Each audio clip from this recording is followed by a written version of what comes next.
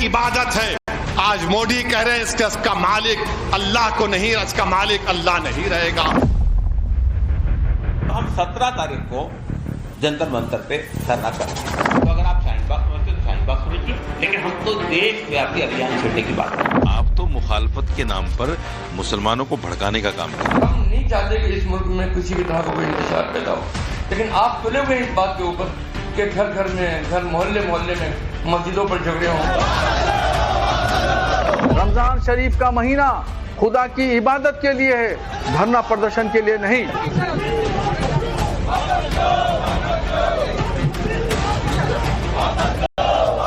मुसलमानों के लिए धार्मिक मसला है और धार्मिक मसला बहुत सेंसिटिव मसला है।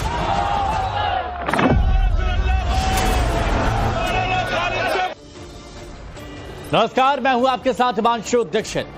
वक्फ बिल के खिलाफ आर पार का ऐलान करने वाले all India Muslim personal law board यानी AIMPLB का आज विरोध प्रदर्शन जंतर मंतर पर जारी। अजहुद्दीन ओवैसी से लेकर कांग्रेस के कई नेता इस विरोध प्रदर्शन में शिरकत कर रहे हैं। संभल वाले सांसद जियाउर रहमान बर्फी पहुंच गए। एक सुर में वक्फ संशोधन बिल को मौलाना और मुस्लिम पर्सनल लॉ बोर्ड के अधिकारी मुसलमानों के खिलाफ बता रहे हैं। बिल को दीन और शरीयत के खिलाफ बता रहे हैं। मस्जिदों, दरगाहों और कब्रिस्तानों को हड़पने की साजिश बताया जा रहा है। बिल के खिलाफ शाहीन बाग 2.0 की चेतावनी तक दी जा चुकी है, जिसे लेकर बीजेपी नेताओं ने मुस्लिम पर्सनल लॉ बोर्ड को देश की एकता और अखंडता के लिए खतरनाक बता दिया। और अब देश भर में बहस का मुद्दा यह है कि जब सरकार लगातार दावा कर रही है कि वक्फ बिल मुसलमानों के खिलाफ नहीं है, तो फिर यह भ्रम, फिर यह अफवाह क्यों फैलाई जा रही है? क्यों शाहीन बाग 2.0 की धमकी दी जा रही है? बहुत से मुद्दे उस पर बात होगी, लेकिन उससे पहले एक बड़ी खबर आपको बता दें। जंतर मंतर पर एक और नया मोर्चा खुला हुआ है। मुस्लिम बोर्ड के बाद अब हिंदू संगठन जंतर मंतर पहुंच गए हैं। जंतर मंतर पर हिंदू संगठनों का हनुमान चालीसा का पाठ करने की बात कह रहे हैं वो। समर्थन में जंतर मंतर पर प्रदर्शन हो रहा है, वक्फ बिल के समर्थन में। All India Muslim personal law board के विरोध में उतरे हैं हिंदू संगठन। प्रदर्शन कर रहे लोगों को हिरासत में लिया गया। सुनिए जरा एक बार इनको, किस तरह से नारेबाजी कर रहे थे वहां। हम इनका विरोध करेंगे, ये दबाएंगे हमें। हमारा देश है, ये सनातनी हिंदुओं का देश है, कौन दबाएगा हमें? जान दे देंगे। लेकिन जैसे ये कह रहे थे ना, जैसे इन्होंने कहा था हम मर जाएंगे कट जाएंगे, तो आज हम मरने कट रहे हैं, हम देखेंगे कौन मारेगा हमें इस देश के अंदर। हमारे जो हाँ पढ़ेंगे, हनुमान चालीसा पढ़ेंगे। देखिए हम बहुत हिम्मत करके यहाँ आए हैं, ये लाखों है, अकेला खड़ा हूँ मेरठ से आके, क्रांति भूमि से आया हूँ। मर जाऊंगा लेकिन इस कानून को रद्द करा के मानूंगा, मांग करूंगा। खिलाफ हिंदुओं के नहीं है, लेकिन साजिश हिंदुओं के खिलाफ है। ये संपत्ति कब्जाने की साजिश हिंदुओं के खिलाफ है। आप देखिए किस तरीके से जनसंख्या बढ़ा रहे हैं, जिस तरीके से देखिए देश के अंदर अपनी जमीन, अपनी जायदाद बढ़ा रहे हैं। क्या ड्रामा लगा रखा विपक्ष ने, क्या ड्रामा है? जब किसी चीज को आप संविधान से चलेगा ना देश, तो संविधान से चलाइए ना। मानिए सरकार की बात, अगर सरकार कह रही है इस चीज के लिए तो मानिए ना उसकी बात। अब तस्वीरें आप देखिए, ये दो तस्वीरें हम आपको दिखा रहे हैं। एक तरफ all India Muslim personal law board की तरफ से वक्फ बिल का विरोध किया जा रहा है। हाथों में तख्तियां लिए हुए, हाथों में बैनर लिए हुए, पोस्टर लिए हुए। हालांकि बहुत सारे लोगों को पता नहीं है कि क्या बैनर पोस्टर लिए हैं। तो दूसरी तरफ वक्फ बिल का समर्थन हो रहा है। हिंदू संगठन के कुछ लोग वहां पर पहुंच गए हैं और वो वक्फ बिल का समर्थन कर रहे हैं। कह रहे हैं हनुमान चालीसा भी करेंगे हम। और दिक्कत क्या है वक्फ बिल से, ये भी सवाल यहां पर पूछा जा रहा है।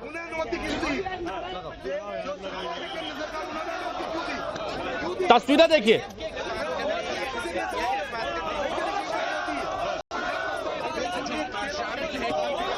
ये जो आप तस्वीरें देख रहे हैं, ये दो तस्वीरें हैं। एक तरफ all India Muslim personal law board, जिन्होंने कहा था कि 17 तारीख को प्रदर्शन करेंगे, भारी तादाद में यहां पर पहुंचे, प्रदर्शन किया। तो दूसरी तरफ देखिए लोग बाग यहां पहुंचे हुए हैं, हिंदू संगठन के लोग। वक्फ बिल का समर्थन किया जा रहा है जंतर मंतर पर। दोनों तरफ से अपनी आवाज बुलंद की जा रही है। और एक और बड़ी खबर आपको बताते हैं, ऐसी खबर से जुड़ी हुई।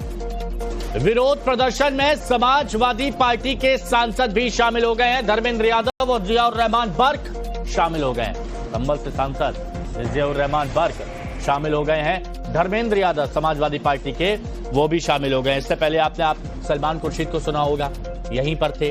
अजदुद्दीन ओवैसी को देखा होगा। तो AIMIM है, कांग्रेस है, समाजवादी पार्टी है, सब जंतर मंतर पर है इस वक्त। सबका जमावड़ा लगा हुआ है। मकसद एक है, वक्फ बिल का विरोध करना, और इसी को लेकर ये नारेबाजी, प्रदर्शन।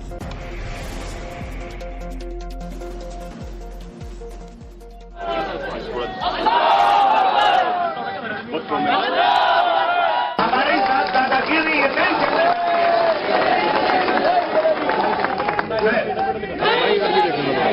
हमारे और भी स्पीकर हैं, वो बात कहते हैं।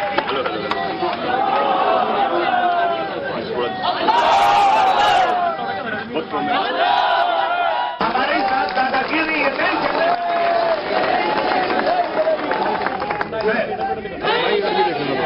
हमारे और भी स्पीकर हैं।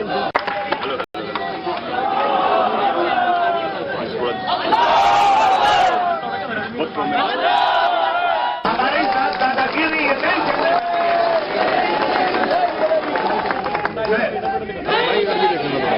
हमारे और भी स्पीकर हैं, वो बात कहते हैं।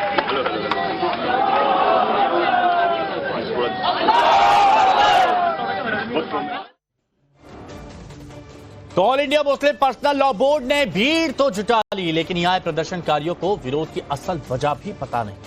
हाथ में पोस्टर्स पकड़े हुए हैं, लेकिन उनसे जब मतलब पूछा जाता है तो कहते पता नहीं क्या लिखा हुआ है। बोलने नहीं आता मेरे को। देखिए, बोलना नहीं आता है, लेकिन बैनर लेके खड़े हुए हैं। और अगर आप देखेंगे तो पोस्टर एक ही तरीके से, ऐसा लगेगा कि पोस्टर पूरी तरीके से यहाँ जो युवा आए हैं, लोग आए हैं, उन्हें बांटे गए हैं। जी, क्या कहना चाहते हैं? क्या है पोस्टर में? कुछ नहीं। क्या लिखा है पोस्टर में? वहाँ बोला जा रहा है, आप समझ। ये हालात है।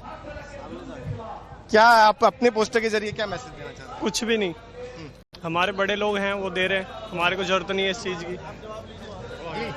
क्या मैसेज देना चाह रहे हैं? कुछ नहीं। क्या पोस्टर में क्या लिखा है? पढ़ के बता दीजिए। नहीं, आप पढ़ लो, क्या लिखा हुआ आपको पता। आप पोस्टर लेके खड़े नहीं पढ़ पा रहे? आप पढ़ो ना भैया, आपको पता है। नहीं पढ़ पा रहे?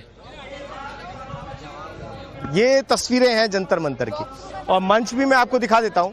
मंच पे अगर आप देखेंगे तो तमाम जो नेता हैं, सलमान खुर्शीद भी अभी थे, ओवैसी भी मंच पर हैं, और मैसेज वहां से दिया जा रहा है विरोध का कि यहाँ से अभी ये शुरुआत है। ये क्या पोस्टर आप देख रहे हैं? जी, मैं कुछ बोलना नहीं चाहूंगा, लेकिन फिर भी अस्सलाम वालेकुम सबको। ये पोस्टर क्या है? ये एक मतलब सबको पता है क्या है, मैं बोलना नहीं। पढ़ के बता दो। नहीं पता है सबको, वो आपको भी पता है। आप पढ़ के तो बता दो। अच्छा, पढ़ के क्या? डिफेंडिंग वॉफ, डिफेंडिंग दीन, बस। ये पोस्टर सब मैसेज है।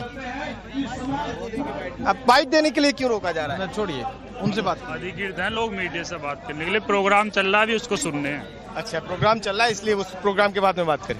देखिए, ये बातें मन से लगातार कही जा रही कि आपको लोगों से बात नहीं करनी है और पोस्टर लेके सिर्फ खड़े रहना है।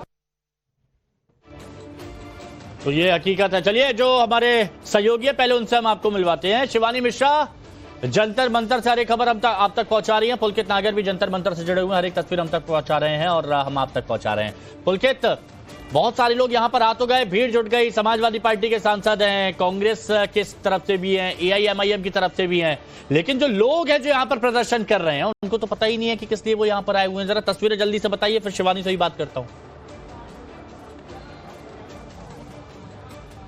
देखिए, आपने बिल्कुल ठीक कहा। इस तरीके से बैनर लेके बहुत सारे लोग आपको यहाँ खड़े हुए नजर आ जाएंगे। इस समय मंच पर धर्मेंद्र यादव बोल रहे हैं, समाजवादी पार्टी के सांसद हैं, वो मंच से बोल रहे हैं और ये साफ कर रहे हैं कि समाजवादी पार्टी इस बिल को संसद में पास होने नहीं देगी, चाहे कुछ भी करना पड़े। संसद से लेकर सड़क तक लड़ाई लड़ी जाएगी और आखिरी वक्त तक भी ये लड़ाई लड़ी जाएगी, ये धर्मेंद्र यादव कह रहे हैं। और साफ कर रहे हैं कि सपा के जितने भी सांसद हैं, कहीं ना कहीं उसमें इस वोट बैंक का योगदान है और यही वजह है कि ये लड़ाई आगे तक लड़ने की बात यहाँ कह रहे हैं कि वक्फ बोर्ड संशोधन बिल को संसद में पास नहीं करने दिया जाएगा। देखिए मंच से किस तरीके से तालियां बज रही हैं, आसपास किस तरीके से तालियां बज रही हैं जब धर्मेंद्र यादव ये कह रहे हैं। हालांकि जेपीसी के अंदर भी तमाम सांसदों को अपनी बात रखने का मौका दिया गया था, उस वक्त भी संसद के अंदर यही माहौल था और ये मांग की गई थी कि जेपीसी होनी चाहिए, इस पर जेपीसी के पास भेजा जाए, जिसमें तमाम लोगों ने अपनी बात रखी और जेपीसी की बैठक के बाद में ही ये बिल दोबारा संसद पहुंचा है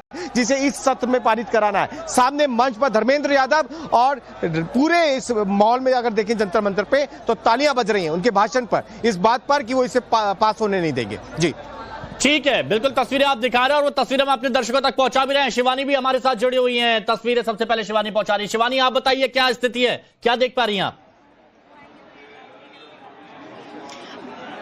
देखिए साफ तौर पर जो भीड़ है वो आंकड़ों के साथ साथ बढ़ती चली जा रही है। सुरक्षा के एहतियातन कदम भी उठाए गए हैं। अब से कुछ देर पहले यहाँ पर हिंदू संगठन द्वारा भी प्रदर्शन करने की कोशिश की गई थी और किसी तरीके की न्याय व्यवस्था में खलल न पहुंचे, इसलिए सुरक्षा की एक बार मैं आपको तस्वीर दिखाते चलूं कि इस तरह से जंतर मंतर को पूरी तरीके से एक छावनी बना दिया गया है और आप देख सकते हैं कि जिस तरीके की भीड़ यहाँ पर मौजूद है।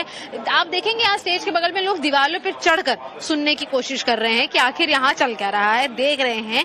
ओवैसी महज स्टेज पर खड़े हो जाते हैं तो तस्वीर बदल जाती है। तो साफ तौर पर इसे समझा जा सकता है कि असदुद्दीन ओवैसी का एक एक शब्द जो है वो कितना मायने रखता है इन युवाओं के लिए जो भारत की अगली पीढ़ी है। लेकिन साफ तौर पर इसीलिए ओवैसी के जो नफरती बयान होते हैं वो सक्सेसफुल हो जाते हैं। हमें याद होगा इससे पहले जब सीएए की बात चल रही थी उस समय भी ओवैसी ने इसी तरीके से बड़ी बड़ी बयानबाजियां करके लोगों को डराने घबराने की कोशिश की थी। लेकिन फिलहाल यहाँ पर भीड़ यही है कि लोग पोस्टरों को लेकर हाथ में मौजूद हैं, खड़े हैं और लगातार विपक्ष के नेता जो हैं वो इस पूरे कार्यक्रम से जुड़ते चले जा रहे हैं। बिल्कुल जुड़ रहे हैं। वो तस्वीर हम देख रहे हैं शिवानी, जो आपने तस्वीरें दिखाई, भारी तादाद में वहां पर लोग मौजूद हैं, भारी तादाद में लोग मौजूद हैं और कह रहे हैं कि हमें वक्फ पसंद नहीं है, वक्फ बिल हम नहीं लाने देंगे चाहे हमें कुछ भी करना पड़े। अब इस पर हम चर्चा कर लेते हैं। मेहमान कुछ हमारे साथ जुड़े हैं, उनसे हम आपको मिलवाते हैं। हमारे साथ में इस चर्चा में स्टूडियो में मौजूद हैं मोहम्मद फैज खान साहब, राष्ट्रीय संयोजक हैं मुस्लिम राष्ट्रीय मंच से। मोहम्मद फैज खान साहब हमारे साथ में जुड़े हुए हैं। हमारे साथ में मुफ्ती शमून कासमी साहब, चेयरमैन उत्तराखंड मदरसा एजुकेशन बोर्ड से जुड़े हुए हैं। आपका भी बहुत बहुत स्वागत है। और हमारे साथ में हाफिज नूर अहमद अजहरी साहब, इस्लामिक स्कॉलर, जुड़े हुए हैं। आप सभी का बहुत बहुत स्वागत है। फैज साहब जरा बताइए, अच्छी खासी तादाद में भीड़ यहाँ पर मौजूद है और मैं आज चर्चा से पहले सुन रहा था बरेलवी, जो मौलाना बरेलवी हैं, उनका कहना था कि ये जो महीना है, ये जो पाक महीना, ये धरना प्रदर्शन का तो है ही नहीं, ये तो गलत है, ऐसा नहीं होना चाहिए। फाजिल अहमद जी भी हमारे साथ जुड़ गए, उनका भी स्वागत करता हूं। फाजिल जी मैं आपके पास आऊंगा, इस भीड़ को देख के आप क्या कहेंगे? बिस्मिल्लाहिर्रहमानिर्रहीम, रब्बिश रहली सदरी व यस्सिर ली अमरी वहलुल उक़दतन मिन लिसानी यफ़क़हू क़ौली। बिरादरान हिंद, अस्सलामु अलैकुम रहमतुल्लाहि व बरकातहू। भारत माता की जय, वंदे मातरम। देखिए हिमांशु भाई, बड़ा सेंसिटिव दिन है आज, संवेदनशील दिन है और मैं इस चैनल के माध्यम से, क्योंकि इस चैनल में मुझे बुलाया गया और बहुत अच्छा किया बुलाया गया, क्योंकि जंतर मंतर में सारा नेशनल इंटरनेशनल मीडिया है और वहां से सारी भड़काऊ बातें चल रही हैं। तो मीडिया का उपयोग करके वो लोग इस देश में दंगे करवा देंगे, हिंदू मुस्लिम के बीच खाई बढ़ा देंगे, इस देश की सरकार को गिराने का षड्यंत्र रचेंगे। मैं पूरे देश और दुनिया के मुसलमानों से अपील करता हूं, टाइम्स नाउ नव भारत में बैठकर एक भी मस्जिद, दरगाह, खानकाह, कब्रिस्तान मुसलमानों का नहीं छीना जाएगा। ये केवल पॉलिटिकल लोग हैं, असदुद्दीन ओवैसी, अकबरुद्दीन ओवैसी और जितने all India Muslim personal law board के जो भी लोग हैं, ये सारे पॉलिटिकल लोग हैं। सिर्फ इन्हें अपनी राजनीति चमकानी है। हैदराबाद की एक सीट उनकी लोकसभा की आती है, उस सीट को बढ़ाना है, पैसे कमाना है, राजनीति करनी है वक्फ के नाम पर, जैसा कि इन लोगों ने राजनीति की थी सीएए के नाम पर। मुसलमानों को इस देश से निकाला जा रहा है। वो कानून मुसलमानों को देश से निकालने था ही नहीं। अफगानिस्तान, पाकिस्तान और बांग्लादेश के पीड़ित अल्पसंख्यकों की रक्षा के लिए कानून था, लेकिन अपनी राजनीति को चमकाने के लिए, चंदे के लिए इन लोगों ने इस देश के मुसलमानों को वर्गलाया, भड़काया। वही काम अभी कर रहे हैं। तो मतलब बहुत सारे ये जो लोग यहाँ पर हैं, उनको नहीं पता वो किस लिए यहाँ पर आए। उनको आप उनका स्टेटमेंट सुन लीजिए। शाहीन बाग में भी लोगों को पता नहीं था वहां पर क्या हो रहा है और अभी आपने लाइव दिखाया, उनको पता ही नहीं है कि हम यहां पर क्यों आए हैं। अभिव्यक्ति की आजादी की बात ये लोग कर रहे हैं मंच से खड़े होकर, जी हमको प्रदर्शन करने का नहीं अधिकार पता है। लेकिन वहां जो लोग हैं उन्हें खुद बोलने से मना किया गया कि कोई, उसने खुद कहा कि आप मत बोलिए। यानी अभिव्यक्ति की आजादी केवल मंच पर बोलने वाले के लिए, जो जनता को बेवकूफ बनाकर लाया गया है, जो मुसलमानों को वर्गलाया जा रहा है। देखिए ये सारी बातें आप ही के लिए लेकर आए हैं। अजहरी साहब थोड़ा सा और रुकिएगा, फाजिल भाई थोड़ा सा और रुकिएगा। मुफ्ती शमून कासमी साहब हैं हमारे साथ में, चेयरमैन है उत्तराखंड मदरसा एजुकेशन बोर्ड के। देखिए बहुत सारी बातें फैलाई गई और अभी भी सार्वजनिक मंचों से कहा जाता है कि आपकी मस्जिदें आपसे छीन लिए जाएंगे, आपके मदरसे आपसे छीन लिए जाएंगे, आपके कब्रिस्तान आपसे छीन लिए जाएंगे, आपकी जमीनें छीन ली जाएंगी, आपसे संपत्तियां आपकी जो पुश्तनी है वो भी आपसे छीन ली जाएगी अगर ये पास हो गया तो। क्या पॉलिटिक्स हो रही है? ये हो क्या रहा है? और क्या सच में छीनने वाला कुछ आपको नजर आता है? आप तो काफी पढ़े लिखे हैं। एक मिनट, लेकिन अज़दुद्दीन ओवैसी कुछ कह रहे हैं, जरा सुन लेते जरा सुन लेते। बिस्मिल्लाहिर्रहमानिर्रहीम, अस्सलाम वालेकुम व रहमतुल्लाहि व बरकातहू। सदर मोहतरम all India Muslim personal law board हजरत मौलाना खालिद सैफुल्लाह रहमानी साहब, शहनशीन व तशरीफ फरमा कौम और मिल्लत के तंजीमों के जिम्मेदारान, मेरे साथी अरकान पार्लिमान, दीगर सियासी पार्टी के जिम्मेदार, मोअज़्ज़िज़ हाज़रीन इकराम, बुजुर्गान कौम और मिल्लत, मैं सिर्फ आपके सामने ये अर्ज़ करना चाह रहा हूँ कि नरेंद्र मोदी की हुकूमत वक्फ बिल को लाकर कानून बनाने की जो कोशिशें कर रही है, उनका मकसद एक ही है, वजीर आजम का मकसद एक ही है कि मस्जिद और मंदिर के नाम पर आवाम हमेशा लड़ते रहे, और उस बिल का मकसद ये नहीं है कि वक्फ की जायदादों को मजबूत किया जाए। आप खुद अंदाजा लगाइए कि हिंदू धर्म के एक बहुत बड़े ज्यूरिस्ट BK मुखर्जी की कलेक्टर को पावर दे रहे हैं, कलेक्टर सब करेगा। चलिए चलो आगे चलो, चलो आगे चलो, आगे चलो। आप रुक जाइए, आप रुक जाइए, आप रुक जाइए, मैं जाता हूँ। चलने दो।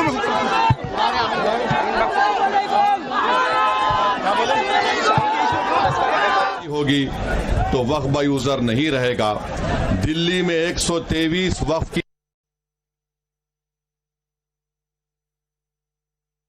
जायदादें हैं जिस पर हुकूमत का कि ये गवर्नमेंट की प्रॉपर्टी है। कलेक्टर को इख्तियार देने का मतलब यही है कि कलेक्टर हुकूमत के हक में फैसला देगा। जिस मस्जिद के इमाम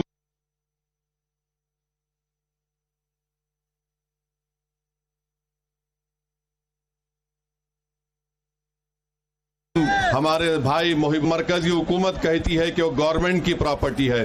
अगर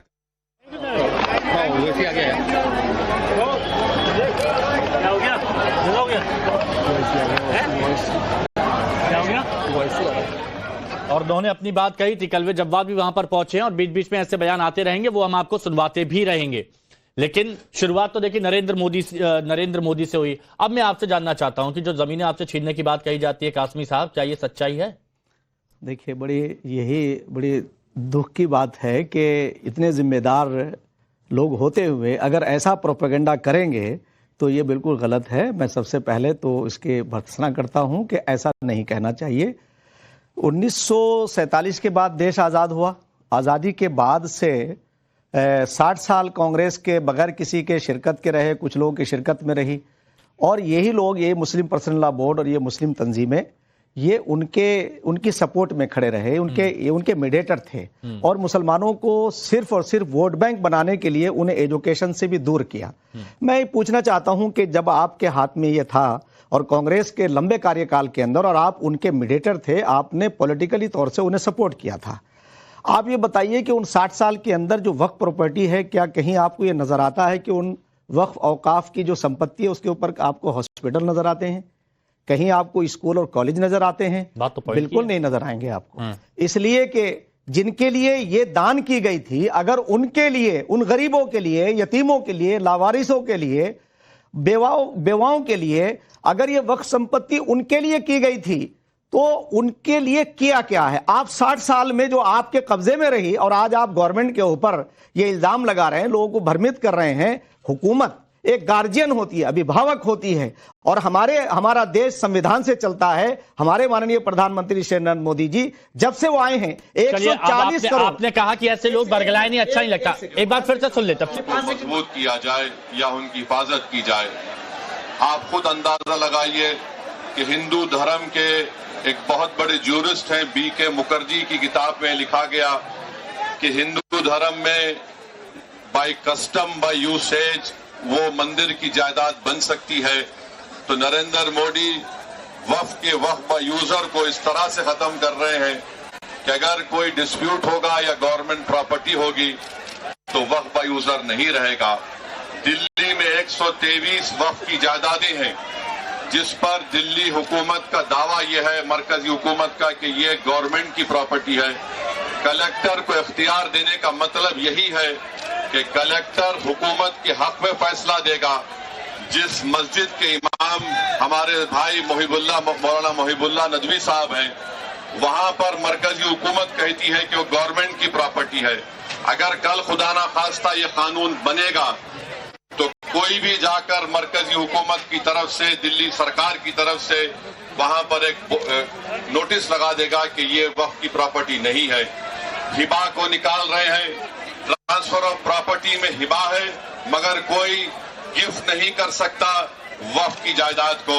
नरेंद्र मोदी आजकल भारत के हमारे फजीलतुल शेख बने हुए हैं और ये बता रहे हैं कि अगर कोई मुसलमान होता है तो उसको 5 साल तक वो वक्फ को नहीं दे सकता है।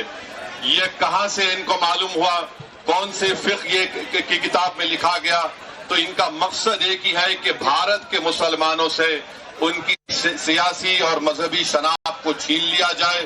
मैं आपको बता रहा हूं कि इस बिल का मकसद मुसलमानों से मस्जिदों को छीनना, दरगाहों को छीनना, कब्रिस्तानों को छीनना, इवैक्यू प्रॉपर्टीज को छीन लेना, ये मकसद नरेंद्र मोदी की हुकूमत का है। और हम कॉशन कर रहे हैं चंद्रबाबू नायडू को, हमारे पासवान साहब को और नीतीश कुमार को, याद रखिए दुनिया जब तक कायम रहेगी, अगर आप इस वक्त नाजुक वक्त में इस बिल की तायीद करेंगे तो आपको मुसलमान कभी नहीं माफ करेगा, क्योंकि आपकी तायीद की वजह से ये बिल कानून बनेगा। इसलिए हम उनसे भी कह रहे हैं कि आप इस गैर अनकॉन्स्टिट्यूशनल बिल की तायीद मत करिए। हमारा मुतालबा सिर्फ यही है, अगर हिंदू धर्म की प्रॉपर्टीज में, मंदिरों में, सिखों के गुरुद्वारा में कोई गैर सिख या गैर हिंदू मेंबर नहीं बन सकता तो मुसलमान के इस वक्त में क्यों बन सकता है? तो ये तमाम चीजें हैं। हम उम्मीद करते हैं कि हुकूमत इसका नोटिस लेगी। अगर नरेंद्र मोदी इस मुल्क के अमन को खराब करना चाहते हैं, वो मस्जिदों और मंदिरों के झगड़ों में इजाफा करना चाहते हैं, तो ये उनकी हुकूमत की जिम्मेदारी होगी। मैं यहाँ पर शुक्रिया अदा करना चाहूंगा हमारे ज्वाइंट वर्किंग कमेटी पार्लियामेंट के तमाम अराकीन का, और खास तौर से कल्याण बनर्जी साहब का, टीएमसी के राजा साहब का, डीएमके का, हमारे नासिर भाई का और मोहिबुल्लाह नदवी साहब का। हमने तमाम बड़ी कोशिशें की, हमने अपनी अपनी डिसेंट रिपोर्ट को दिया, और ये अनकॉन्स्टिट्यूशनल है, इसका कोई भी फायदा वक्फ को नहीं होगा। सिर्फ वक्फ बोर्ड को बर्बाद करने के लिए, वक्फ जायदादों को लूटने के लिए हुकूमत ये एंटी कॉन्स्टिट्यूशनल और एंटी मुस्लिम काम करने जा रही है। बहुत बहुत शुक्रिया।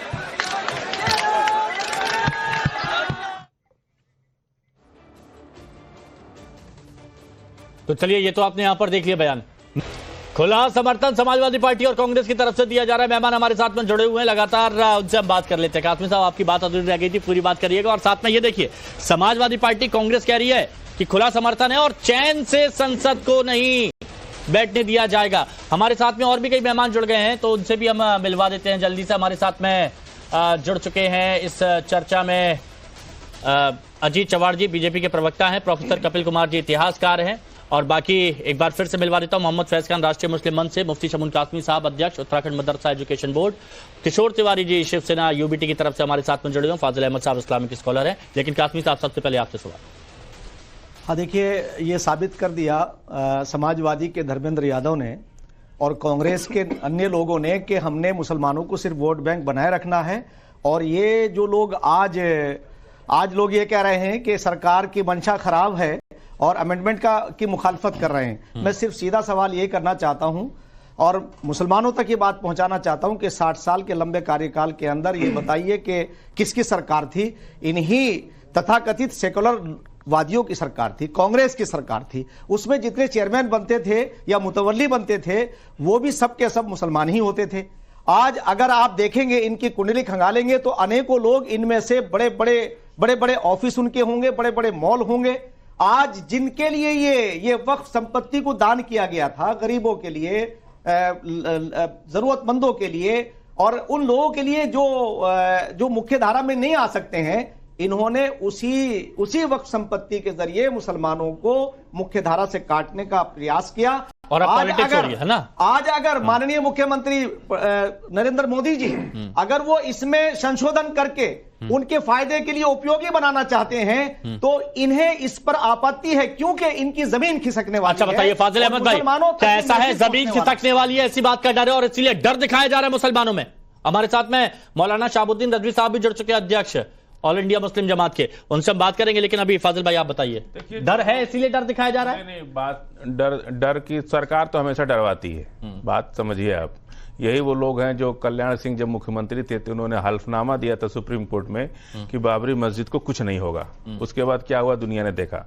ये तो मक्कार लोग हैं, झूठ बोलते हैं, झूठे लोग हैं, हमेशा झूठ के नाम पर अपनी दुकान चलाते हैं।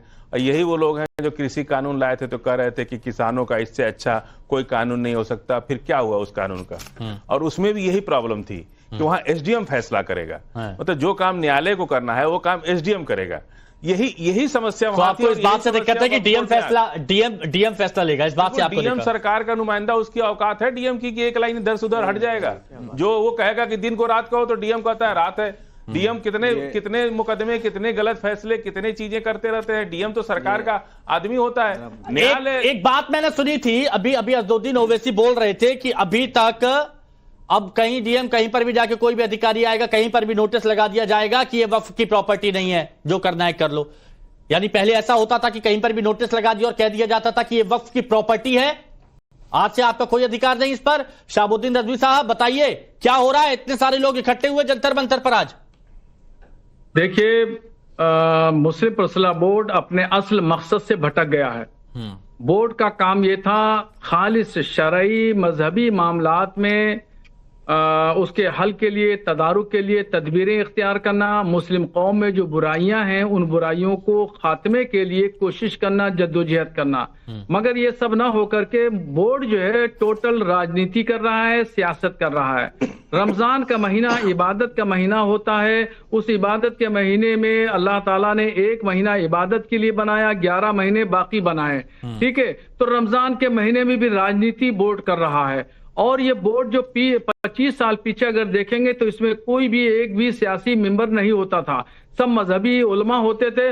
आज देखिए 75% तमाम पॉलिटिकल पार्टियों से ताल्लुक रखने वाले मेंबर हैं, पदाधिकारी हैं। कांग्रेस में पदाधिकारी हैं, बोर्ड में पदाधिकारी हैं, समाजवादी पार्टी में पदाधिकारी हैं, बोर्ड में पदाधिकारी हैं। ऐसे कई नाम ऐसे गिना दूंगा कि वो पॉलिटिकल पार्टी से ताल्लुक रखते हैं और बोर्ड से भी ताल्लुक रखते हैं।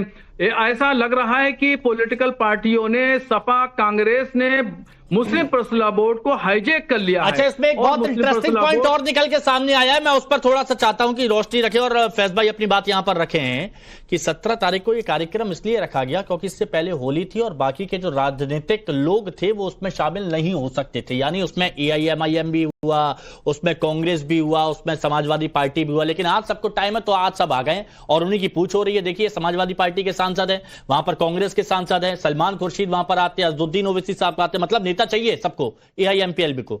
बिल्कुल बिल्कुल। और हिमांशु भाई, इस कदर चाहिए कि ये चंद्रबाबू नायडू को कह रहे हैं और नीतीश कुमार को कह रहे हैं कि वहां से हटकर हमारे साथ आ जाओ। मैंने पहले भी कहा था इनका उद्देश्य इस देश को और इस देश की सरकार को अस्थिर करना है, इसलिए समाजवादी पार्टी और अन्य पार्टियों के साथ सरकार में शामिल पार्टियों तक को ये वर्गलाने और बहकाने और भड़काने का काम कर रहे हैं। लेकिन चंद्रबाबू नायडू और नीतीश कुमार जी एक सशक्त नेता, हमें पता है वो सरकार के साथ रहेंगे, क्योंकि देखिए 1986 में एक मुस्लिम महिला का अधिकार छीनने के लिए इन्होंने संसद में कानून बना दिया था शाहबानो वाले केस में। नहीं देंगे इसे गुजारा भत्ता।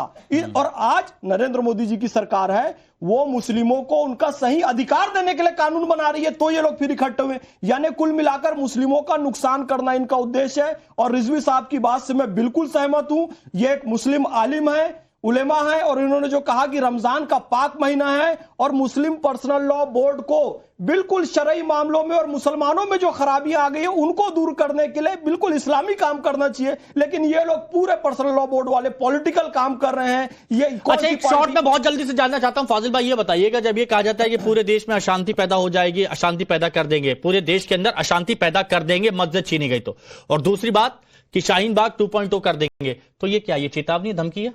नहीं, अशांति की बात तो कोई भी नहीं। कासिम रसूल Ilyas all India Muslim personal law board खुलेआम कहा है उन्होंने। सवाल किसी एक व्यक्ति का नहीं होता है। AIMPL भी उनके पीछे है ना सर। तो बहुत लोग गांधी जी को गोली मार रहे हैं। अच्छा, उनके पुतला को गोली मार रहे हैं, तो उसको लेके क्या देश की? तो फिर किसकी all India Muslim personal law board में किसकी बात सुने? इतना बुरा मान जाते हैं जब कोई मुसलमान को संवैधानिक अधिकार नहीं है धरना प्रदर्शन करने का, क्यों नहीं कर सकता है? जब ये लोग ट्रेन फूंक दे रहे हैं, बस फूंक दे रहे हैं, क्या क्या नहीं करते कौन, किसकी बात कर रहे हैं? एक मुसलमान को मार दिया कन्नौज में। आप कह रहे हैं ये लोग ट्रेन फूंक दे रहे हैं, कौन लोग? अब धरना प्रदर्शन भी नहीं करने देंगे आप? नहीं, ये लोग ट्रेन फूंक दे रहे हैं, बस फूंक दे रहे हैं, कौन लोग? यही भाजपा हिमायती लोग। नहीं फूंक दे रहे क्या? कहाँ से बात है? अच्छा, मुझे एक बात बताइए सर, मेरे को प्लीज एक बात बताइए फाजिल भाई, ये फाजिल भाई एक बार स्क्रीन देखिए, फाजिल भाई एक बार स्क्रीन देखिए। मौलाना शहाबुद्दीन रजवी साहब अध्यक्ष AIMJ के, क्या ये बीजेपी के हैं? मोहम्मद फैज खान, क्या ये बीजेपी के हैं? मुफ्ती शमून कासमी साहब, क्या बीजेपी के हैं? आया हूं, सुनिए, मुझे जनता को सर्टिफिकेट देने दीजिए। मैं किसी को सर्टिफिकेट देने यहाँ नहीं आया हूं। कौन किसके जुड़ा दुनिया जानती है। लेकिन एक चीज जान लीजिए, रांची के अंदर 80 पुलिस वाले घायल हुए और वहां बीजेपी के लोगों ने उसको मार करके उस अस्पताल में भर्ती कर दिया। तो यहां पर आप मुद्दा चेंज कर रहे हैं। आप नहीं, फिर मुद्दा की बात नहीं। आप क्यों हमसे संवैधानिक अधिकार छीनना चाहते हैं? क्यों हमको धरना प्रदर्शन नहीं करने देना चाहते? क्यों हमारे खिलाफ कोई बिल आती है तो संवैधानिक अधिकार उसका नहीं है जिसकी जमीन है और वो कोर्ट में जाना चाहता है, जहां पर ये कह दिया गया था कि वक्फ ट्रिब्यूनल के आगे कुछ है ही नहीं। किसने मना किया कोर्ट में जाने? जहां पर ये कह दिया गया था वक्फ ट्रिब्यूनल के आगे कुछ है ही नहीं। कोर्ट की जमीनों पर भी कोर्ट में जाने का पूरा रास्ता। कुछ कहना चाह रहे हैं professor Kapil Kumar ji? Please professor साहब। देखिए, मेरे इनसे कुछ सवाल हैं और मैं रिजवी साहब ने जो बात कही है उसको थोड़ा आगे बढ़ाना चाहता हूं। आज जितने भी लोग जंतर मंतर पे इकट्ठे हुए थे ना, तो उसमें दो कैटेगरी है। एक वो जो इनके नेता हैं जिन्होंने इसको ऑर्गेनाइज किया है और जो इस पूरे मूवमेंट को नेता बन करके हर तरीके का बयान और वो दे रहे हैं, ठीक है। और एक आम मुसलमान है वहां पे जो गया है उसके अंदर इनके आह्वान के ऊपर। मेरा मुस्लिम बोर्ड से निवेदन है कि जितने भी ये लीडरान हैं इनके, इन लीडरानों की माली हालत क्या है उसकी असलियत जनता को बताए। अच्छा, इन लीडरानों के बच्चे किन स्कूलों में पढ़ते हैं वो बताए, और जो आम मुसलमान आया है उसको मदरसों में भेजते हैं ये। इन लीडरानों के रिश्तेदार और घर के कितने लोग विदेशों के अंदर पढ़ रहे हैं और विदेशों में बिजनेस कर रहे हैं वो बताए। समझे आप? जब ये सवाल सामने आएंगे ना, तो ये जो गरीब मुसलमान के लिए चीजें बनी और उसको लूट करके ये जो चीजें कर रहे हैं, ये जितने चेयरमैन बनाए, इन्होंने बताया रिजवी साहब ने कि 60 साल से कांग्रेस के चेयरमैन रहे थे, 60 साल से कांग्रेस के चेयरमैन रहे थे। 30 सेकंड जल्दी से बोलिए। कितने दलित समाज ना 25 गज के घर में रहता है गांव के अंदर, जहां 5-5 एकड़ जमीन में बिल्डिंगों में कोई रहने वाला नहीं है। कहां की बात कर रहे हैं आप? और भाजपा के नेता क्या नहीं पढ़ते हैं विदेशों में? किसके नेता नहीं पढ़ते हैं? और आप मुसलमानों से इतना नफरत कर रहे हैं कि मुसल्मान को सड़क पर नहीं उतरने देंगे। क्यों नहीं उतरने देंगे भाई? संवैधानिक अधिकार है हमारा, हमें संविधान ने अधिकार दे रखा है। आप अभी क्या कार सेवा नहीं किए? 6 दिसंबर 1992 को मस्जिद शहीद कर दिए, वो क्या सही था? वो सही था कार सेवा?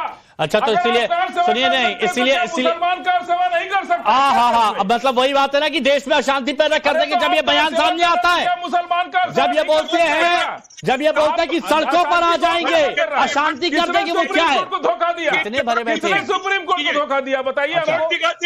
सुप्रीम कोर्ट को धोखा दिया और कहा कि मस्जिद को कुछ नहीं होगा और गिरा दिया मस्जिद को, शहीद कर दिया मस्जिद को। किसने धोखा दिया संविधान को? किसने धोखा दिया सुप्रीम कोर्ट को? जरा अच्छा, चलिए ये बात तो हो गई, अच्छा सुनिए, ये बात तो हो गई, लेकिन अब मुद्दे पर वापस आते हैं, क्योंकि 3 मेहमान अभी और हमारे साथ में जुड़े हैं। तो जो असल मुद्दा है वो हमारा दोपहर की नंबर 1 डिबेट का, उस पर जरा बात कर लेते हैं। और सवाल हमारा ये है, क्या वाकई औरंगजेब की कब्र खुदने का समय आ गया है?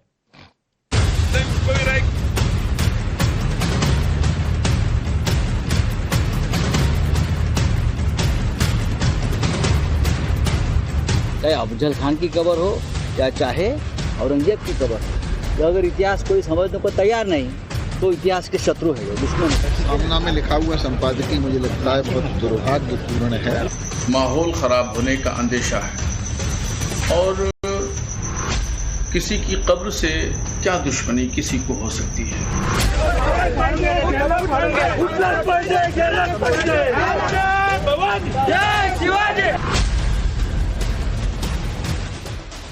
तो देखिए, पूरे महाराष्ट्र में हिंदूवादी संगठन सड़कों पर हैं और औरंगजेब की कब्र तोड़ने की मांग की जा रही है। दूसरी तरफ खुद को सबसे बड़ा हिंदुत्व का चेहरा बताने वाले उद्धव ठाकरे की पार्टी औरंगजेब की कब्र को लेकर विवादित बयान दे रही है। शिवसेना के मुखपत्र सामना में औरंगजेब की कब्र खोदने को लेकर टिप्पणी की गई, जिसमें हिंदूवादी संगठनों को हिंदू तालिबान बताया गया। सामना में कहा गया कि जो लोग इतिहास और शौर्य के दुश्मन हैं वो औरंगजेब की कब्र हटाना चाहते हैं। और औरंगजेब की कब्र पर सामना के संपादकीय को लेकर संजय राउत का क्या कहना है, वो सुनिए। शौर्य का प्रतीक है, शौर्य का प्रतीक कभी टूटना नहीं चाहिए, यह हमारी भूमिका है। छत्रपति शिवाजी महाराज ने औरंगजेब से इतना बड़ा युद्ध किया है मराठाओं ने। छत्रपति जी की मृत्यु के बाद भी 25 साल औरंगजेब महाराष्ट्र में लड़ता रहा, लेकिन विजय नहीं प्राप्त कर सका, और वहाँ उनकी कब्र। ये आने वाली पीढ़ियों को इतिहास से दिखना चाहिए, चाहे अफजल खान की कब्र हो या चाहे औरंगजेब की कब्र हो। ये अगर इतिहास कोई समझने को तैयार नहीं तो इतिहास के शत्रु है, वो दुश्मन है। तो सामना के संपादकीय में हिंदू तालिबान कहने के बाद बवाल मचा हुआ है। महाराष्ट्र के सीएम देवेंद्र फडणवीस का कहना है कि वो वचन देते हैं कि आक्रांता का महिमा मंडन नहीं होने देंगे। औरंग्याने आमच्या हजारो लोकांना मारलं, त्याच्याच कबरीचं संरक्षण आम्हाला करावं लागतं। पण एक वचन तुम्हाला निश्चितपणे देतो, काहीही झालं तरी या महाराष्ट्रामध्ये औरंगजेबाच्या कबरीचं महिमा मंडन होऊ देणार नाही, त्याचं उदात्तीकरण होऊ देणार नाही। त्याचं उदात्तीकरण करण्याचा कोणी प्रयत्न केला तर तो प्रयत्न त्याच ठिकाणी चिरडून टाकण्याचं काम या आम्ही केल्याशिवाय राहणार नाही, हे वचन छत्रपती शिवरायांच्या या मंदिराच्या समोर आपल्या सर्वांना मी देतो। तो बहुत सारे लोग मराठी नहीं समझ पाते, इसलिए बाकायदा अनुवाद भी लगाया गया है कि आप लोग देख के समझ जाएं। यहाँ पर किशोर तिवारी जी, आप ही से मेरा सवाल है, ये हिंदू तालिबानी ये कॉम्बिनेशन कहां से लेकर आए हैं? देखिए, संजय राउत जी ने भी स्पष्ट किया कि शिवाजी महाराज और संभाजी महाराज के अगर उनका जो शौर्य है तो उसको अगर देखा जाएगा तो जब भी औरंगजेब की कब्र देखी जाएगी तो वो शौर्य याद रखा जाएगा। लेकिन महाराष्ट्र के जिस मराठवाड़ा में यह कब्र है वहां पर किसानों की आत्महत्या चरम सीमा पे, वहां उद्योग बड़ी मात्रा में बंद हो रहे हैं और वहां का विकास पूरा रुका हुआ है।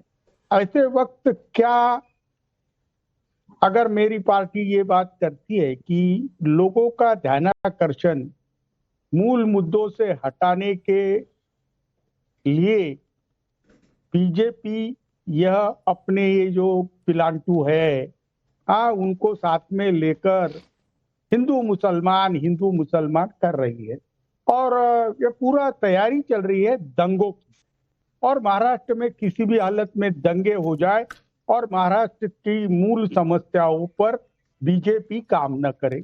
अगर मैं कह रहा हूं कि देवेंद्र फडणवीस अगर कब्र हटाने के पक्ष में है तो उनमें दम है तो कब्र हटा ले, लेकिन हम तो कहते हैं कि ये तो शिवाजी महाराज के शौर्य का प्रतीक है। ठीक है, हम तो ये कहते हैं कि आप हिंदू मुसलमान वाला जो मामला है उसको थोड़ा अलग रखो। नहीं तो ठीक है, आपने कहा कि हिंदू मुसलमान करना चाहते हैं, आपने इतना बड़ा आरोप लगा दिया कि ये लोग दंगे करवाना चाहते हैं, लेकिन हिंदुओं को तालिबानियों से जोड़ना, ये शब्द ये आया कहां से दिमाग में, ये बताइए ना। नहीं, देखिए अग्रलेख में उन्होंने लिखा कि कट्टर जैसे इस्लामिकवाद है उसी प्रकार का कट्टर हिंदुत्व ये लेके आए हैं। और अभी ये कह रहे 12 करोड़ हिंदुओं की मांग है। और अभी मैं देख रहा था कि संभाजी नगर के अंदर जो प्रोटेस्ट हुआ, आप इधर उधर जाएंगे, मैं सीधा आपसे सवाल पूछ रहा हूं। बाला साहेब ठाकरे क्या कट्टर हिंदू थे? हम भी कट्टर हिंदुत्व है सारे। अब ये क्या बात है? अभी आप बोल रहे हैं कि बाला साहेब ठाकरे कट्टर हिंदू थे, आप भी कट्टर हिंदू है, लेकिन कट्टर हिंदू तालिबानी हो गए। कट्टर हिंदू तालिबानी कैसे होगा? अगर आप कट्टर हैं, बाला साहेब कट्टर हैं, तो फिर ये कैसे? हिमांशु मुझे पूरा बोलने देना। जी सर बोलिए। हिमांशु मैं जवाब दे रहा हूं, दीक्षित जी मैं जवाब दे रहा हूं कि हिंदुत्व और सनातन धर्म का गर्व रखना, उसको फॉलो करना, यानी मुसलमानों के खिलाफ जिहाद छेड़ना, ये कहाँ की बात है? और मुसलमानों के खिलाफ जिहाद उखाड़ने की बात कर रहे, कितनी कबर उखाड़ोगे? जिहाद, कितनी कबर हिंदू जिहाद कर रहा है? कहां से आप किस एंगल पर ले जा रहे हैं? अजीत चवाड़ जी बताइए मुझे, क्या मैंने सवाल गलत किया? हालांकि वो प्रोफेसर साहब से भी पूछूंगा, लेकिन हिंदू हृदय सम्राट कहे जाने वाले जो खुद को कट्टर कहते थे और ये खुद को कट्टर कह रहे हैं, लेकिन कट्टर हिंदुओं की तुलना तालिबानियों से। हिमांशु भाई, मैं आपको सबसे पहले तो एक बात बता दूं कि किशोर तिवारी जी बड़े संकट में है। ये खुद किसान नेता है, महाराष्ट्र में कई साल ये किसानों के लिए काम कर चुके हैं, पर सड़े हुए दिमाग का एक इंसान महाराष्ट्र में है जो रोज सुबह महाराष्ट्र का वातावरण अशांत कर देता है। उसका नाम है संजय राउत, और उसके सड़े हुए दिमाग से ये हिंदू तालिबान जैसा एक कोई संकल्पना निकली है जो बहुत गंदी है, भद्दी है और तमाम हिंदू समाज को अपमानित करने वाली है। उसका उत्तर देने के लिए किशोर जी, आदरणीय किशोर जी को यहाँ बैठना पड़ रहा है, तो उनकी दुविधा हम समझ सकते हैं। एक तो मुझे एक बात बताओ, मेरे मुसलमान भाइयों के खिलाफ जिहाद कैसा? कौन है ये औरंगजेब? ये औरंगजेब फरगाना से आया हुआ एक परकीय आक्रांदा मुगल बादशाह था, जिसने यहाँ पर धर्म परिवर्तन के लिए महाराष्ट्र की और देश की जनता का छल किया। काशी विश्वनाथ का मंदिर तोड़ा, सोमनाथ का मंदिर तोड़ा, मथुरा का केशव देव राय का मंदिर तोड़ा। ये औरंगजेब किसी भी हालत में भारत के मुसलमान, हिंदू, किसी भी समाज का हीरो नहीं हो सकता। अब रही उसकी कब्र की बात, देखिए हमारी परंपरा ये है कि हम मरने के बाद भी सम्मान करते हैं। तो ये प्रतीक मराठों के शिवाजी महाराज के, संभाजी महाराज के शौर्य का प्रतीक था, ये रहने दिया गया।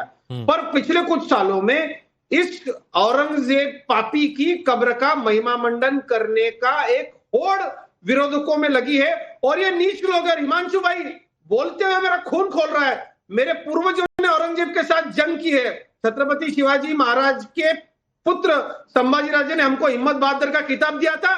मेरे पुरखों ने खून बहाया है औरंगजेब के जुल्म के खिलाफ। क्या इतिहास मालूम है संजय राउत को? मूर्ख आदमी है संजय राउत। अच्छा ठीक है, ऐसे यहाँ पर आप व्यक्तिगत मुक्त हुई है जिन्होंने औरंगाबाद में, नहीं मुझे तो बस एक बात समझ लीजिए, मुझे बस किशोर तिवारी जी से समझना था, इसलिए सभी मेहमानों से मैं बात करूंगा। किशोर तिवारी जी प्लीज, हाँ बोल दीजिए। किशोर तिवारी जी है, प्लीज शॉर्ट में किशोर तिवारी जी 3 सेकंड में जवाब दीजिए, आगे बढ़ रहा हूँ। बिल्कुल न धकेले, बोलिए। इस देश का मुसलमान ठीक है जी, किशोर तिवारी जी, जिसने संभाजी महाराज की हत्या की। किशोर Tiwari ji please, Ajit ji voting के लिए, अजीत जी करो, वोट के लिए बाप बदलने वाली औलाद है संजय राउत। प्लीज एक मिनट, हाँ किशोर तिवारी जी। नहीं देखो, संजय राउत जी ने एक विषय लिखा है और विषय लिखा है उसकी गंभीरता समझकर। हाँ, महाराष्ट्र में सौदार्य का वातावरण रहे।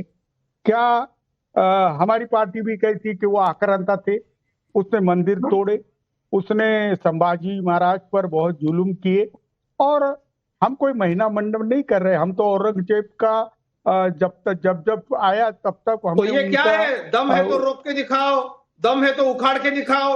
ये क्या वोट मिल रहे हैं इसलिए दिमाग खराब हो गया आप लोगों का? एक बात ध्यान रखिए, इसमें इस देश के मुसलमानों को मत खींचिए आप। बहुत शॉर्ट में नहीं कट, सीधा सवाल पूछा करिए, सीधा सवाल। दम है तो उखाड़ के बताओ, ये कहा आपने, उसके पीछे मंशा क्या है? उसके पीछे मंशा क्या है किशोर तिवारी? दम है तो उखाड़ के बताओ। क्योंकि हमारे शौर्य का प्रतीक था। ओवरलैपिंग मत कीजिए अजीत चवाड़ जी, ओवरलैपिंग मत कीजिए। हाँ, ये बच्चा बहुत उत्तेजित हो गया है। मैं अभी बताता हूं कि एक्रोलॉजी का जो पुरातत्व विभाग है, ये उत्तेजित होने वाली बात है। ये हमारी अस्मिता की बात है। आप आपने नहीं सुनी, इसीलिए आपको घर भेज दिया जनता ने महाराष्ट्र को।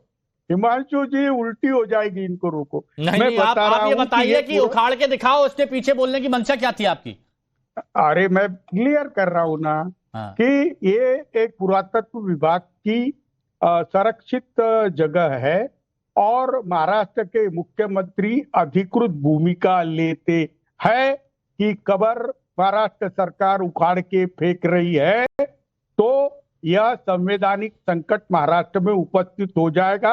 इसलिए मैं कहता हूं ये तो खुद देवेंद्र फडणवीस भी बोलने की मजबूरी है हमारी। लेकिन प्लीज प्रोफेसर कपिल कुमार जी, अब मैं जल्दी क्या रहा हूं सबके साथ। प्रोफेसर कपिल कुमार जी सुन पा रहे हैं आप?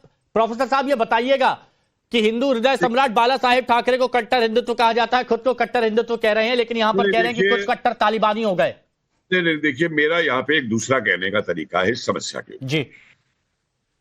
मैं इस कब्र को नष्ट करने के बिल्कुल पक्ष में नहीं हूं। ठीक है, समझिया? बहुत अच्छा। उसकी जगह पे इस कब्र के बाहर एक बहुत बड़ा पोस्टर लगाया जाए और उस पे लिखा जाए कि ये उस आतंकी औरंगजेब की कब्र है जिस औरंगजेब ने हिंदुस्तान में ये मंदिर तोड़े थे, ये अत्याचार किए थे, जिससे वो इतिहास याद रहे सबको कि यहाँ पे या और मुगल बादशाह बड़े बड़े मजारों में बड़े बड़े उनमें गुंबदों में बैठे हुए हैं, या किस तरीके से इसकी कब्र बनी महाराष्ट्र के अंदर, मराठवाड़ा के अंदर, वहां पे ये पोस्टर लगना चाहिए। अब जहां तक रही बात हिंदू तालिबान कहने की, देखिए संजय राउत जैसे व्यक्ति के बारे में मैं अपने मुंह से कुछ कहना नहीं चाहता।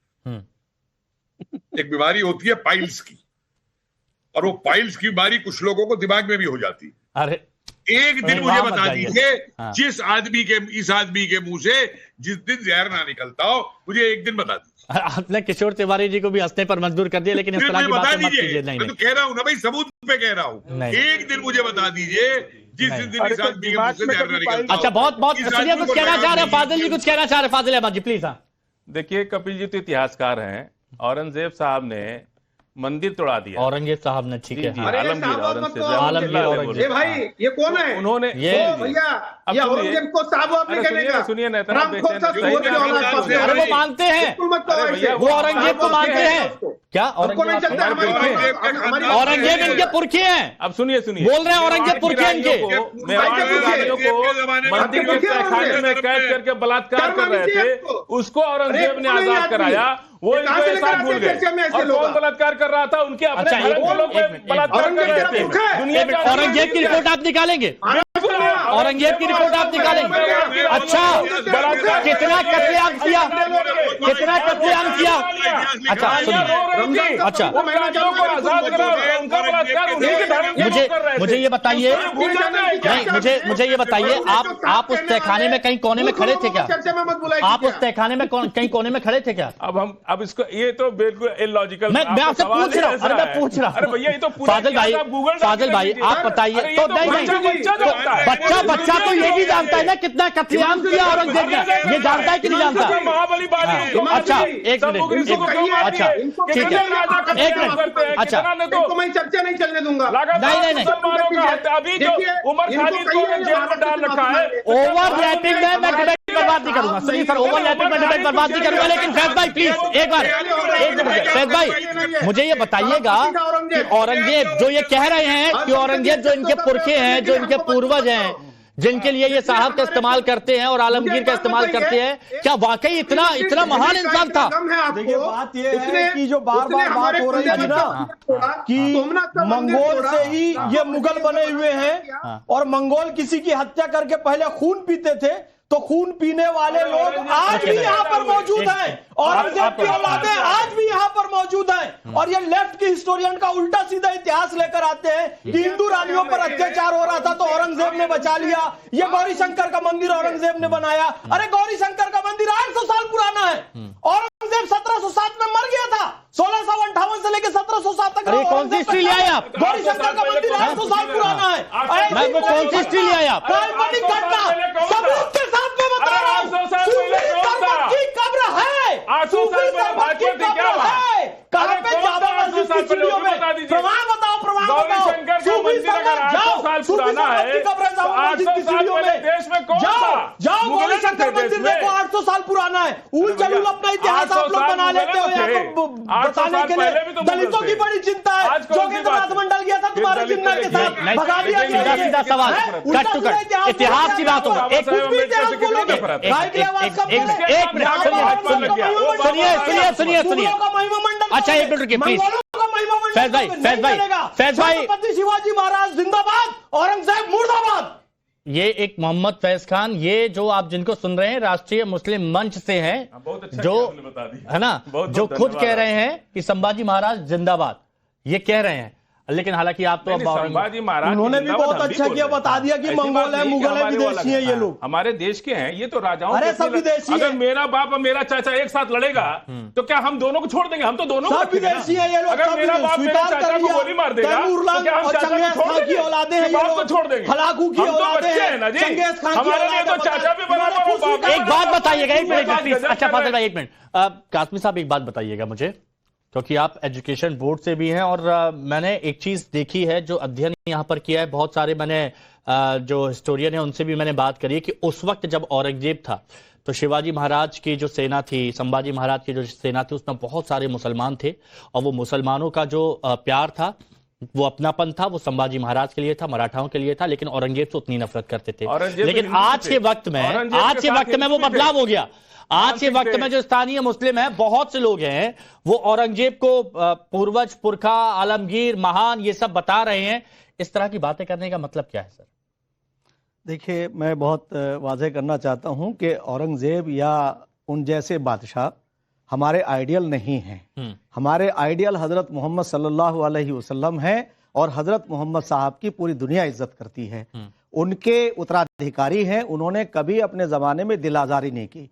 मैं आज अगर उस वक्त के बादशाहों को ये मालूम होता कि आने वाला जो दौर होगा वो आप चले जाएंगे और आपके पीछे आपके कारनामों को लोग उजागर करेंगे, तो वो दूरअंदेश नहीं थे। दूरअंदेश हजरत मोहम्मद सल्लल्लाहु अलैहि वसल्लम थे, उनके खुलाफा थे। मैं एक वाकया जिक्र करना चाहता हूं।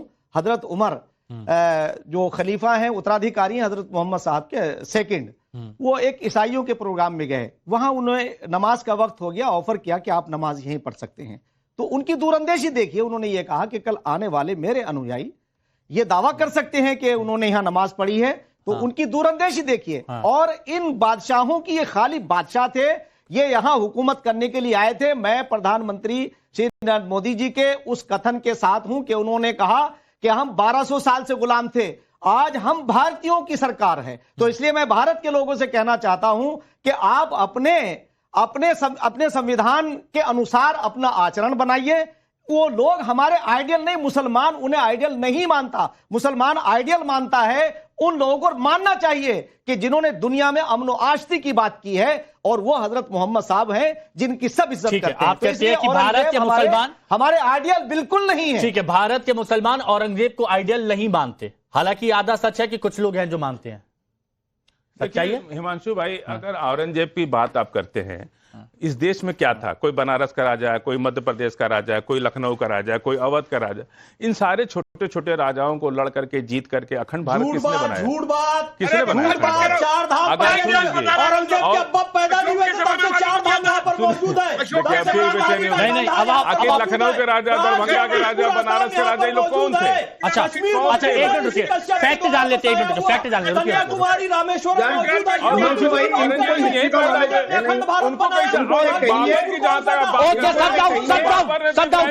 एक बार अफगानिस्तान तक कन्याकुमारी का मंदिर कौन सा था? औरंगजेब के दादा पैदा नहीं हुए, तब से अखंड भारत है। ये देखिए, मूर्ख लोगों को चर्चा में मत बुलाए कीजिए। फैज खान भाई को आप देख रहे हैं कि हिस्ट्री पर भी अच्छी पकड़ है, लेकिन प्रोफेसर साहब कुछ कहना चाह रहे हैं। जी कपिल जी, प्लीज कुछ कहना चाह रहे थे आप। मुझे ये बताइए, ये जो कह रहे हैं बादशाह, इनसे पूछिए जरा, अशोक के समय में क्या था भारत? अखंड भारत अफगानिस्तान की स्टेज से बेटा, सम्राट अशोक के स्थापना की बात करते हैं। अखंड भारत तुम तो औरंगजेब को दे रहे हो, यही तो कह रहे हैं कि अखंड भारत, आप कह रहे हैं कि कोई और कर रहे हैं। सम्राट अशोक के बाद फिर टूट गया था ना भारत, उसके बाद क्या हुआ था? सुनिए, मुझे बताइए, सम्राट अशोक ये बताइए कि पूर्वों का आसाम पे कब अधिकार था?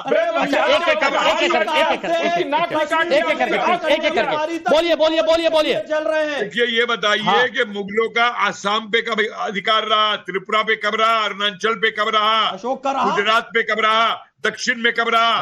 औरंगजेब मर गया लड़ते लड़ते, दक्षिण पे कब्जा नहीं कर पाया, लेकिन ये कहेंगे अपने आप को हिंदुस्तान का बादशाह। अरे हिंदुस्तान का बादशाह तुमको एक बार माना गया था सिर्फ 1857 में।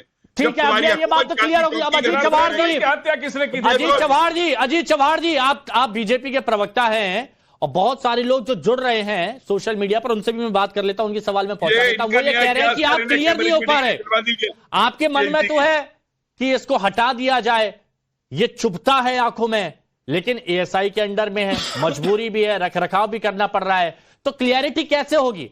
बयान ऐसे आते रहेंगे, माहौल तनावपूर्ण होता रहेगा। देखिए फाजिल अहमद जी जैसे जो लोग हैं जिनके दिमाग में केवल और केवल कचरा भरा हुआ है, मैं उनको सबसे पहले तो ये कह दूं कि आपको मुगलों के वंश में किसी बादशाहों की तारीफ करनी है। अरे मान सिंह कौन थे? अरे कौन थे? आज हिस्ट्री का चैप्टर है, बताइए ना मुझे। आप बीजेपी का बताइए नहीं। अगर आपको आगे बढ़ाए सीधे बात सुननी है,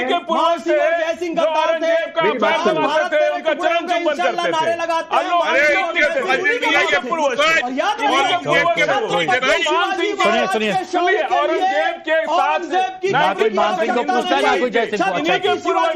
प्लीज तलवार लेकर के औरंगजेब की हिफाजत करते थे, ये इन्हीं के पूर्वज थे, ये गलत कर रहे हैं। हिमांशु जी, ये जो फाजिल अहमद औरंगजेब को साहब कह रहे हैं, इनका डीएनए टेस्ट कराइए, इनके पूर्वज क्या है आपको वही इसी में। अच्छा, एक मिनट प्लीज, वक्त कब है, सबको डाउन करिए। अजीत चव्हाण जी, इस मुद्दे का अंत कब होगा, कब तक खिंचेगा ये? शॉर्ट में जल्दी से बताइए, शॉर्ट में।